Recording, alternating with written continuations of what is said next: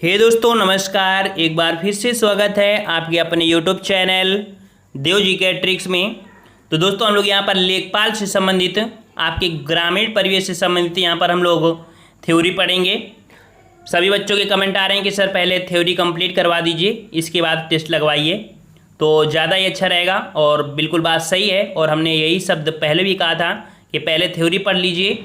लगभग 10 से 15 या 20 पार्ट में आपकी थ्योरी कंप्लीट हो जाएगी। लगभग देखा जाए तो पूरी तरीके से नहीं, क्योंकि ग्रामीण परिवेश है और समय लगेगा, और इसके बाद टेस्ट लगाएंगे तो ज़्यादा ही अच्छा रहेगा। ठीक है, तो जितने लोग यहाँ पर जुड़ चुके हैं सभी लोग वीडियो लाइक करें, शेयर भी करें, और PDF आप हमारे टेलीग्राम से प्राप्त कर सकते हैं। टेलीग्राम में आप सर्च करेंगे देव जी के ट्रिक्स, तो देव जी के ट्रिक्स में आप प्राप्त कर सकते हैं। ठीक है, चलिए तो यहाँ पर आपका जो पहले पार्ट हमने बना दिया था, ये आप कह सकते हैं कि थ्योरी का सेकंड पार्ट है। कह रहा आपसे भूमापन सर्वेक्षण, भूमापन सर्वेक्षण जो आपका है इससे संबंधित हमको पॉइंट पढ़ना है।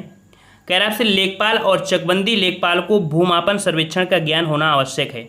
इसके लिए उनको भूमापन में प्रयोग होने वाले प्रमुख यंत्रों, मापन की इकाइयों का ज्ञान होना आवश्यक होता है।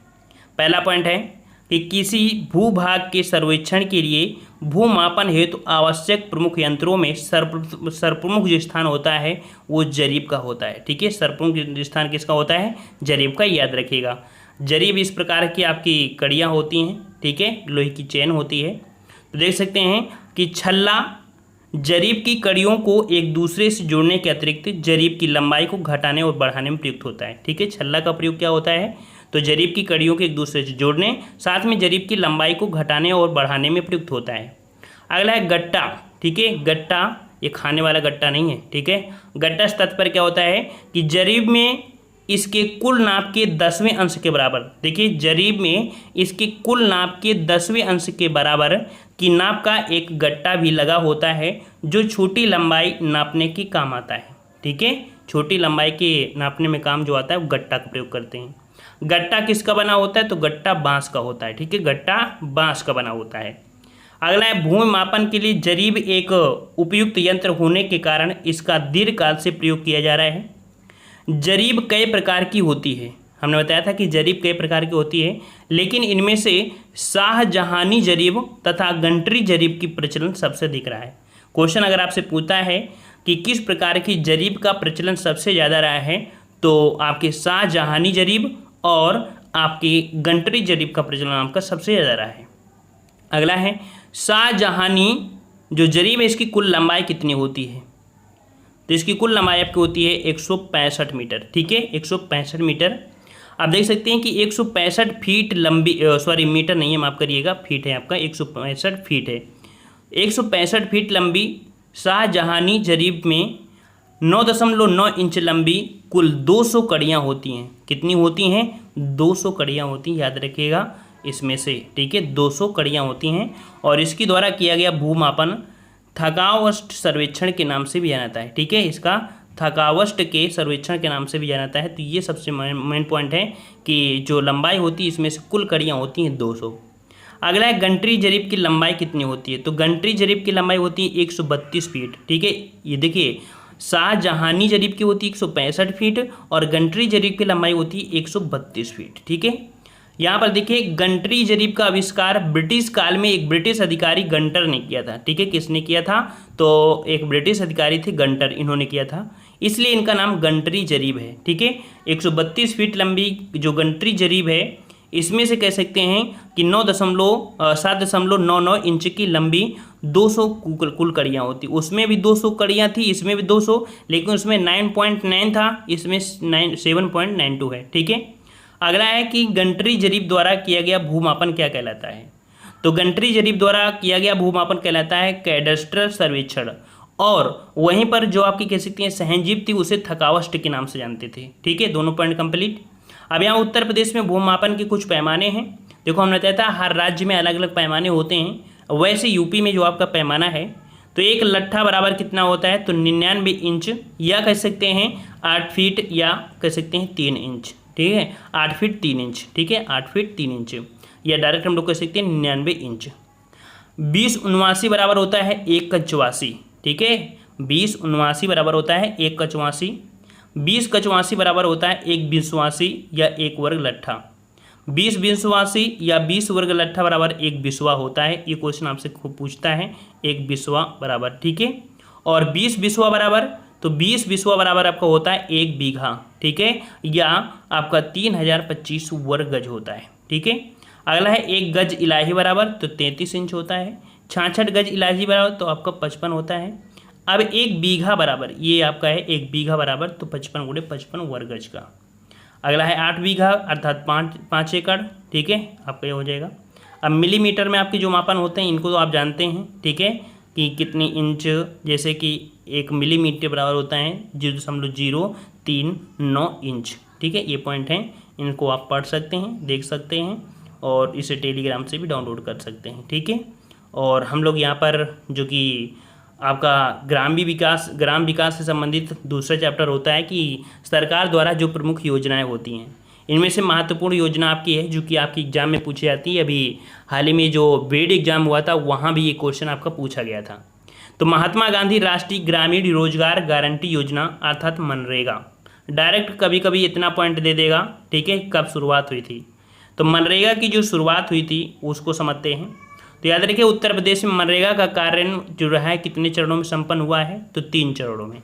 देखिए कि योजना का प्रारंभ प्रथम चरण जो कि 2 फरवरी 2006 से 22 जनपदों में, दूसरा चरण 15 मई 2007 से 17 अतिरिक्त जनपदों में, और तीसरा चरण 1 अप्रैल 2008 से सभी जनपदों में आपका हुआ है, ठीक है। अब यहाँ पर देखिए इस योजना का जो उद्देश्य रहा है कि एक वित्त वर्ष में कम से कम 100 दिनों का गारंटी युक्त मजदूरी रोजगार, मतलब कि एक साल में कितने दिन का कार्य, एक वित्त वर्ष में 100 दिन का काम होना अनिवार्य होता है, ठीक है। अगला क्वेश्चन यहाँ पर दिया है कि इस योजना के अंतर्गत केंद्र और राज्य सरकारों का अंश, अर्थात जो आपकी यहाँ पर जो नरेगा है, ठीक है, तो इसमें से कह सकते हैं कितना अंश होता है, तो केंद्र सरकार का 75% और राज्य सरकार का 25% ये अंश होता है। इस योजना के अंतर्गत भारत सरकार द्वारा अकुशल मजदूरी पर 100% अंश अर्थात सामग्री अंश पर भारत सरकार का 75 और राज्य सरकार का 25 वही है। अगला है राष्ट्रीय ग्रामीण आजीविका मिशन, जिसे हम लोग शॉर्टकट में NRLM के नाम से जानते हैं। सभी प्रश्न आपके पूछे गए, याद रखिएगा। यहाँ पर ग्रामीण क्षेत्रों में निर्धनता निवारण के लिए एक राष्ट्रीय ग्रामीण आजीविका मिशन की शुरुआत केंद्र सरकार ने कब की थी, तो यहाँ पर राष्ट्रीय ग्रामीण आजीविका मिशन की शुरुआत आपकी 3 जून 2011 को किया था, 3 जून 2000 को किया था। और राष्ट्रीय ग्रामीण आजीविका मिशन की शुरुआत केंद्र सरकार ने कहाँ से की थी, ये क्वेश्चन पूछा जाता है कि राष्ट्रीय ग्रामीण आजीविका मिशन की शुरुआत कहाँ से किया था सरकार ने, तो राजस्थान के बांसवाड़ा जिले से किया था, ठीक है, राजस्थान के बांसवाड़ा जिले से किया था। अगला पॉइंट है कि राष्ट्रीय ग्रामीण आजीविका मिशन का उद्देश्य क्या रहा है, तो राष्ट्रीय ग्रामीण आजीविका मिशन का जो उद्देश्य रहा है वो क्या रहा है, तो इस मिशन का उद्देश्य था कि 2024 और 25 तक सभी ग्रामीण परिवारों को संगठित करना, उन्हें तब तक संपोषित करना, सहायता देना जब तक वे दैनिक गरीबी स्तर से ऊपर नहीं उठते हैं। ये होता है, ये रहा है आपकी राष्ट्रीय ग्रामीण आजीविका मिशन का उद्देश्य। कब तक के लिए, तो 2024-25 तक ये लक्ष्य रखा गया है। अगला है प्रधानमंत्री ग्राम सड़क योजना, है ना, ये आपने हमेशा देखा होगा इस तरह का, है ना। तो प्रधानमंत्री ग्राम सड़क योजना का जो क्रियान्वयन पूर्णतः केंद्र पोषित योजना है, ठीक है। ये जो आपकी है प्रधानमंत्री ग्राम सड़क योजना, ये केंद्र सरकार की योजना है और ये प्रदेश में जो आप कब से किया गया, तो 25 दिसंबर 2012 से शुरू की गई थी, ठीक है। कब से, तो आपके 25 दिसंबर 2012 से, ठीक है। और यहाँ पर 2001 की जनगणना के आधार पर कितनी जनसंख्या तक के गांवों को पक्की सड़कों से जोड़ना था, अर्थात पक्की सड़कों को जोड़ना है कितनी जनसंख्या हो, तो मैदानी क्षेत्रों में 500 अथवा इससे अधिक जनसंख्या व नक्सल प्रभावित क्षेत्रों में 250 तक की आबादी वाले क्षेत्रों में आपकी इस योजना का रहा है उद्देश्य, ठीक है। और इसके बाद यहाँ पर नेक्स्ट क्वेश्चन दिया है कि वित्तीय वर्ष 2015-16 में भारत सरकार द्वारा फंडिंग पैटर्न में क्या बदलाव किया गया, तो प्रधानमंत्री सड़क योजना में केंद्र सरकार, पहले देखो हमने बताया था कि ये केंद्र सरकार की है जो कि 100% आपका भुगतान कर रही थी केंद्र सरकार, लेकिन 15-16 में क्या हुआ कि प्रधानमंत्री सड़क योजना में केंद्र सरकार का 60% और राज्य सरकार का 40%, ये आपका पैटर्न बदलाव कर दिया गया। ठीक है, तो ये सबसे बड़ा पॉइंट हुआ कि बदलाव कब हुआ, तो 15-16 में हुआ। नेक्स्ट क्वेश्चन है कि प्रधानमंत्री आदर्श ग्राम योजना, प्रधानमंत्री आदर्श ग्राम योजना जो प्रारंभ की गई थी कब से, तो 15 और 16 से आपकी प्रारंभ की गई। अब इससे क्या था कि प्रधानमंत्री आदर्श ग्राम योजना किसके द्वारा वित्त पोषित है, तो 100% आपकी केंद्र के द्वारा। याद रखिए, प्रधानमंत्री आदर्श ग्राम योजना जो आपकी है वो आपकी केंद्र सरकार की योजना है। ठीक है, अगला है कि स्वजलधारा कार्यक्रम, स्वजलधारा कार्यक्रम की शुरुआत केंद्र सरकार ने किया था कब, तो दिसंबर 2002 से। ठीक है, दिसंबर 2002 से। याद रखिए कि ग्राम पंचायतों के माध्यम से लागू किए जाने वाले इस कार्यक्रम के तहत गांव वासियों को कुएं, बावड़ी बनाने, हैंडपंप लगवाने की सुविधा प्रदान की गई। और इस योजना की लागत का कितने प्रतिशत गाँव वालों को वहन करना होता है, तो अगर 10% गाँव वाले इसमें से लगाते हैं तो 90% यहाँ पर केंद्र सरकार देती है।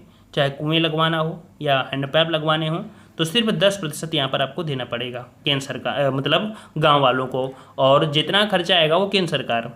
अगला है जवाहर ग्राम समृद्धि योजना, जवाहर ग्राम समृद्धि योजना। तो याद रखिएगा, जवाहर ग्राम समृद्धि योजना पूर्व में चल रही जवाहर रोजगार योजना का ही पुनर्गठित सुव्यवस्थित व्यापक रूप है। देख लीजिए, जवाहर ग्राम समृद्धि योजना, इसके पहले नाम था जवाहर रोजगार योजना। ठीक है, और ये योजना जो प्रारंभ की गई 1 अप्रैल 1999 को प्रारंभ की गई थी। ठीक है, 1 अप्रैल 1999 को, और सितंबर 2001 से इसे संपूर्ण ग्रामीण रोजगार योजना में मिला दिया गया। ठीक है, याद रखिए, संपूर्ण ग्रामीण रोजगार योजना में इसका विलय कर दिया गया सितंबर 2001 में।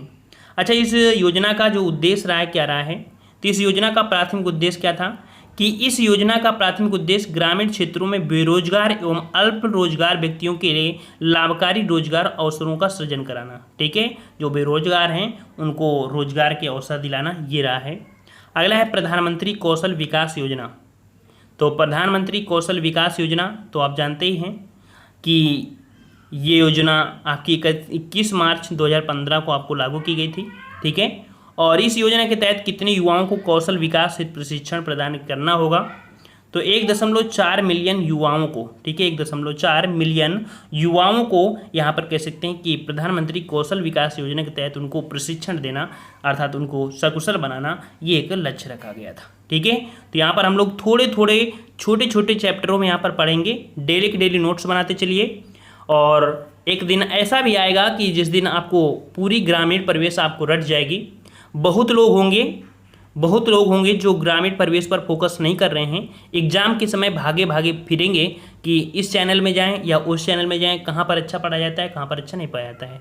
हो सकता है आपको लाइव क्लासें दी जाएं, 1-1 घंटे की दी जाएं और थोड़ा सा आपको बताया जाए, लेकिन उससे पहले आप लोग अगर सतर्क हो जाते हैं तो यहाँ पर ग्रामीण परिवेश आपकी कंप्लीट हो जाएगी और किसी को पता भी नहीं चलेगा, और अच्छे तरीके से आपको कंप्लीट हो जाएगी। ठीक है, नोट्स ज़रूर बनाते चलिए, जब नोट्स बनाएंगे तभी आपको होगा। यहाँ पर आप वीडियो पहले देखिए, क्योंकि वीडियो के माध्यम से कई ऐसे पॉइंट आपको देखने को मिलते हैं, समझाने को समय मिलता है, और कह सकते हैं कि इसी प्रकार आप लोग तैयारी करते रहिए। वीडियो को भी शेयर करते रहिए भाई, जब शेयर करेंगे तभी अच्छा लगेगा, और ज़्यादा व्यू नहीं आएंगे तो हो सकता है क्लासें भी आपकी बंद करनी पड़े, फिर आपको वही अपने पैटर्न पर हिंदी, जीके, जीएस वैसे चलना पड़ेगा। इससे अच्छा है कि आप लोग वीडियो को देखते रहें, ज़्यादा से ज़्यादा लोगों को घसीट कर लाने का प्रयास करिए। कम से कम वीडियो में 2000 तो व्यू आ ही जाए, हमारी मेहनत तो समझ में आए कि नहीं, हाँ हम मेहनत कर रहे हैं, तो आप लोग भी हमारा सपोर्ट कर रहे हैं। ठीक है, आज की वीडियो में इतना ही, मिलते हैं नए वीडियो में, तब तक के लिए धन्यवाद। जय हिंद, जय भारत।